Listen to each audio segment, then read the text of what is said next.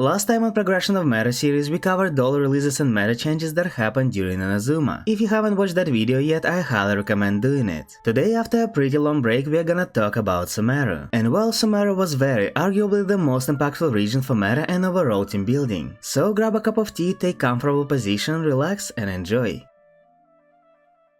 It's August of 2022, who introduces long-awaited region Sumeru and with it completely new playable element Dendro. Even though Dendro technically already existed in the game in form of slimes, the only reaction with it was burning and many interactions work differently. Dendro reactions introduced us to completely new concept, 3-step reactions, among them were Bargain and Hyperbloom. Because of those at first looking not very reactive Dendro that could only synergize with 3 other elements became way more complex. Many theory crafters immediately started testing out different teams and characters, but because everything was so novel, community took a while to catch up. Despite huge changes, there were no massive shifts in meta yet, but don't worry, they'll happen very soon. Version 3.0 added 3 new characters, but unlike usual there was only one 5-star and even he ended up going to standard banner. I'm of course talking about Tainari, who at the time was skipped by most players. Even before discovering his best teams, he was seen as pretty strong character. Of course he wasn't able to match performance of Hutao Ayaka, but soon after release he firmly found his place in second tier. It never happened to standard character ever since Diluc fell out of meta, so Tainari was easily claimed the best out of the group.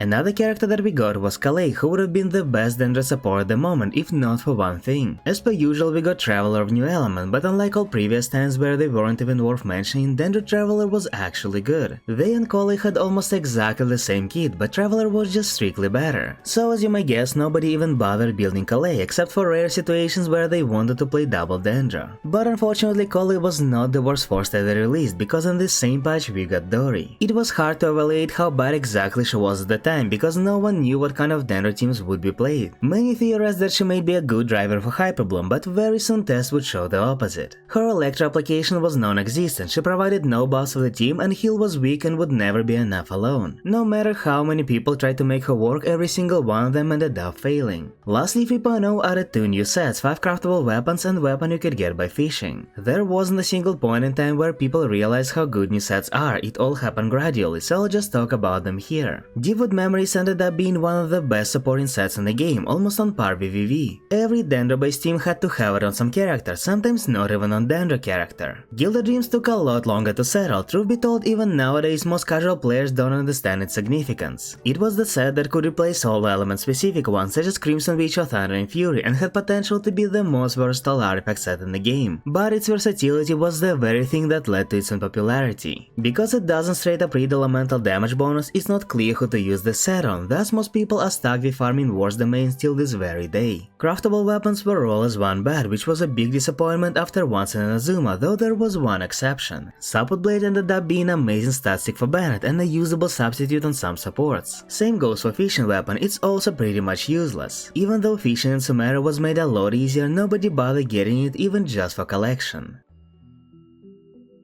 By 3.1, meta finally changed. Not only people discovered how broken Hyperbloom was, but also found Aggravate being almost equally strong. This was a salvation for all Electro units that previously had to run Mono Element as their best team. Characters like Fischl, Cookie, Yai, Kichin, Raiden and even Razor all went up in popularity. For Hyperbloom, most popular teams had on-field Electro since there weren't any good on-field Dendro drivers yet. Because of that, Cookie's time to fully shine has not yet come and she was mostly used in Aggravate. Similar to her place in Aggravate team found Fischl, who once again began contesting Best Sub DPS title. Together with all Electro characters, first time since release, Kakomi became meta. Her unique AoE Hydro application worked so good for Bloom generation that all people who skipped her in just previous patch were punching air. On-field Hydro DPSs were also tested in Hyperbloom, but because they already had access to powerful teams with Sunlin, their position in the tier list didn't really change. Also, for the first time since forever, people found that they don't really have space for Bennett, Zhongli and other shielders in their teams. It felt so unusual that many people still tried to stack them in Dendro teams, but eventually all accepted and welcomed new team formation. Hyperbloom also helped many casual players to challenge a beast, since not only it required most free-to-play friendly units to work, but also needed little to no investment. Team known as Salad and other variations of Hyperbloom quickly became the staple for any new player and even managed to match DPS of some of the best teams in the game. 3.1 contributed contributed to those teams by releasing Sino. He performed very well, but weirdly enough, because of overwhelming power of Dendro reactions, there wasn't a big difference between him and other electro DPSs. People were very split on his power level, but eventually majority ended up putting him in second tier. Second release 5-star was Nilo, and oh, Nilo again brought massive change. You see, while second stage of Bloom reactions was incredibly strong, Bloom by itself was nowhere near as good. It had lower level scaling, worse EM multipliers and very long delay, but Nilo fixed all of that. With her, one instance of Bloom could match that of Hyper Bloom, but she came with several restrictions. Because of that, while not being able to match newly discovered Hyper Bloom teams, hers was barely weaker, and many people found fun in utilizing previously weak reaction. It's worth saying that just on release there wasn't enough Dendro characters to unleash Bloom's full potential, but in just next patch she'll become infinitely stronger. Lastly, 3.1 added new 4-star character Candace. There isn't much to say about her since she was just Yunjin but without buff quota. At the time, only character that benefited from it was Ayaro, and even he rarely played hyper carry. Needless to say, Candace, similar to Collei, was not able to find a place in any of existing teams.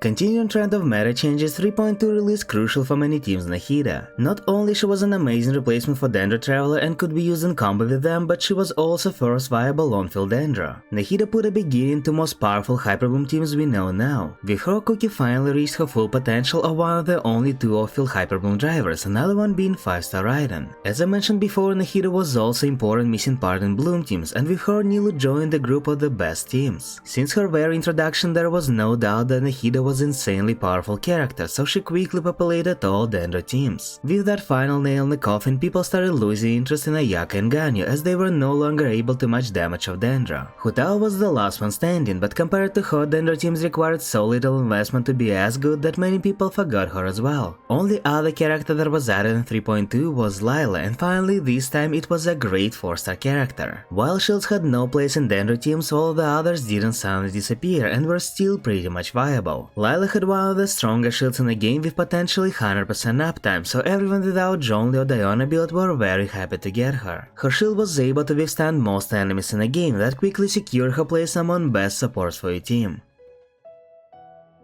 In 3.3 we finally got another Anemo DPS, and this time it came with amazing Anemo support. At the time, Wanderer was very warm welcome for several reasons. First, he was by far the best character for exploration thanks to his ability to literally fly. Second, he is a great standalone DPS, meaning that people even without properly built teams were able to deal decent damage. And lastly, he had a giant variety of teams, from being a VV support and national to full-on hyper carry. That together with dedicated support made a lot of people overvalue him, and while no one thought he is stronger than Dendro teams, many consider him as strong as teams right below that. Farazan also found her place in meta. Anemo resistance reduction was so strong that she became a must-have with Xiao and in previously mentioned hypercarry Wanderer. And while she was technically viable as VV support, she couldn't provide anything besides VV shred, so that idea was quickly abandoned. So even though Farazan didn't get massively popular, she did find her very effective niche. 3.3 also introduced two new artifact sets. One was only good on Wanderer and another in most cases performed similar to Gilded. Some Wanderer and Bloom enthusiasts obviously jumped at the main, but most people ignore it till this very day.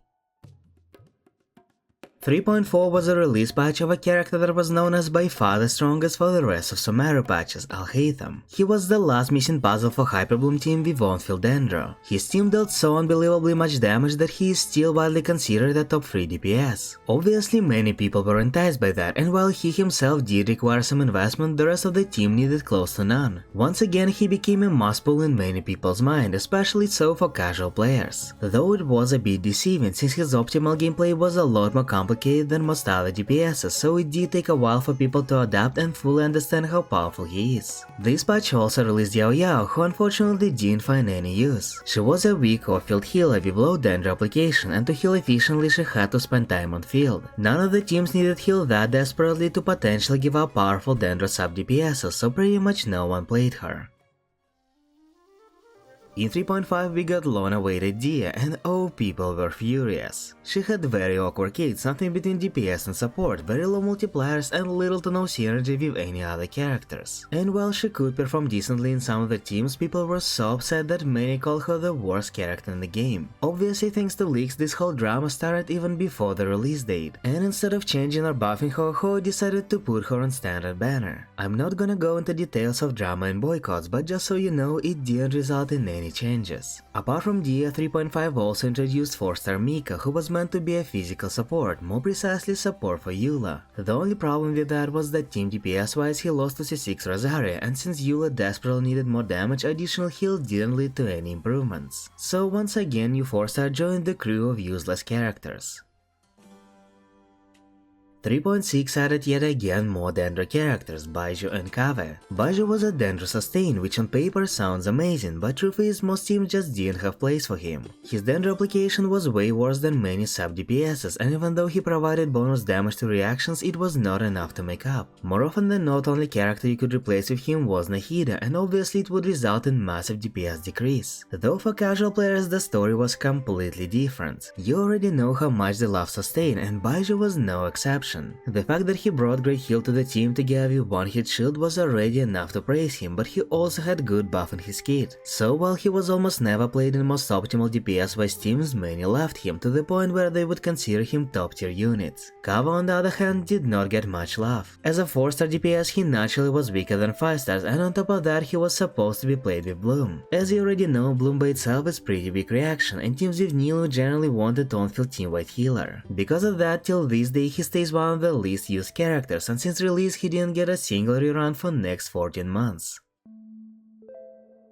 And lastly, we'll cover 3.7 and 3.8 patches together, since both were pretty uneventful. Only one new character, Kirara, was added, and you can consider her 4-star Baiju. Instead of heal, she had strong shield, but other than that she had nothing to offer. You would think she'd get same recognition as Baiju, but without buff and need for people to justify their pulls, it didn't happen. Surprisingly, Kirara was pretty good generic shielder, but since people already had Lila, even that speciality failed. So despite her actually being usable in different scenarios, she wasn't the best in any, and the fact that she was on unpopular banners made situation even worse. Another thing worth mentioning was a long-awaited rerun of Eula, which didn't happen for over 17 months. Everywhere you could look for there was someone asking for her, but when opportunity arrived, not that many people decided to pull. Turns out there weren't that many people waiting for her, and even those that kinda were often preferred saving for Fontaine, so that banner quickly became one of the worst selling ones.